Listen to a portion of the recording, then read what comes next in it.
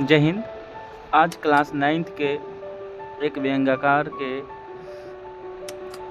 रूप में शरद जोशी के लिखा गया रेल यात्रा पढ़ेंगे।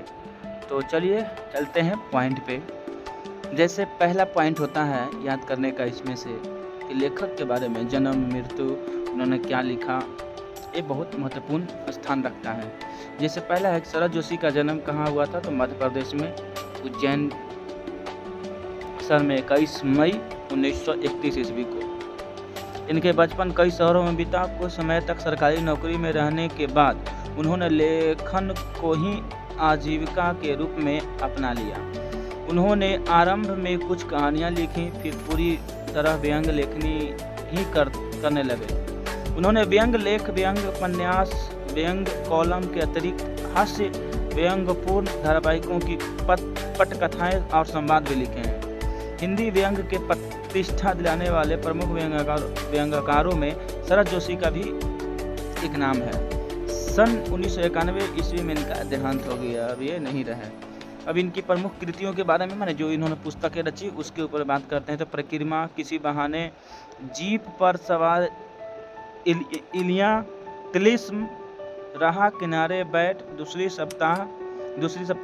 सतह, प्रतिदिन, दो व्यंग नाटक, अंधों का हाथी और एक था गधा। इनका एक उपन्यास भी है जो मैं केवल मैं उर्फ कमलमुख बीए है। शरद जोशी की भाषा अत्यंत सरल और सहज होती है। मुहावरों और हास्य परिहास का हल्का स्पर्श देकर उन्होंने अपनी रचनाओं को अधिक रोचक बनाया है। धर्म, अध्यात्म, राजनीति, सामाजिक जीवन, व्यक्तिगत आचरण, कुछ भी शरद जोशी की पैनी नज़रों से बच नहीं सका है। उन्होंने अपनी व्यंग रचनाओं में समाज में पाए जाने वाली सभी विसंगतियों को बेबाक चित्रण किया है। पाठक इस चित्रण को पढ़कर चकित भी होता है और बहुत कुछ सोच को विवश भी हो जाता है। प्रस्तुत पाठ रेल यात्रा में शरद जोशी ने भारतीय रेल की अस्त व्यस्तता, अव्यवस्था के बहाने भारतीय राज्य व्यवस्था को पोल खोलती है।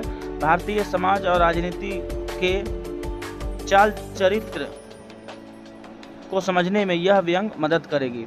तो ये रहा लेखक परिचय, और अगले वीडियो में हम इनके जो रचनाएं हैं रेल यात्रा उस पर बात करेंगे। धन्यवाद।